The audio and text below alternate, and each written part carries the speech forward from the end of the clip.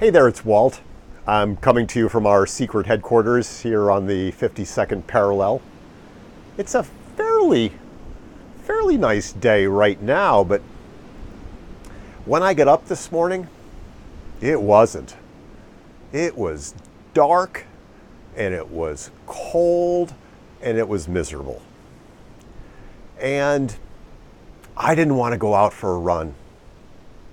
Now, I didn't say anything to Ann because we never say those things. It's not permitted. But I didn't want to go.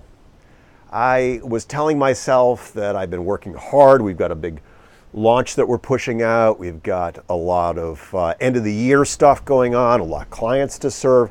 And I told myself, I can't run. I don't have time to run. I don't have the bandwidth to run. I don't want to run today. And I laced up my shoes. I went out the door, and I was just snarling to myself about how I didn't want to run. It's not fair that I have to run. I don't have time to run.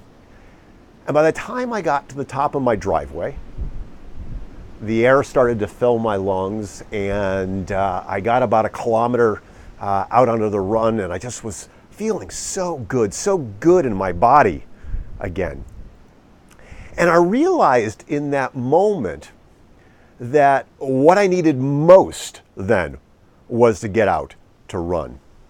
Now, I'm really aware of behaviors that self-sabotage us, things that we do when we get anxious or stressed or overwhelmed. I stress eat, or I'll tamp down the overwhelm with a second glass of Malbec, which I love. We all have ways of tamping stuff down and self-medicating and self-sabotaging in that way. But I became aware of the fact that sometimes we don't do the very thing that will help us. And for me in that moment, it was actually getting out and taking a run. That's exactly what I needed to do. And yet my mind was screaming, don't do it. And that was such an interesting awareness for me that I actually wanted to talk myself out of the very thing that would help me in the moment. And I began to look around, and I realized I do it in other areas. Of course, going to the gym. I do it interestingly in the area of working at the end of the day.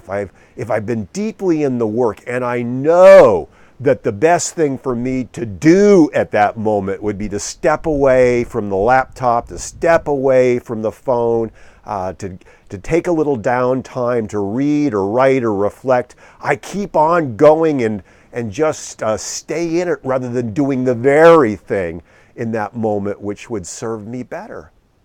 And I think that all of us probably have habits like that. Things that we should be doing, that we can be doing for us, for our self-care, for our self-nurture, that we don't do because we make excuses. We tell ourselves stories about why we can't do it or shouldn't do it or won't do it. So in any event, that's what I've been thinking about this week.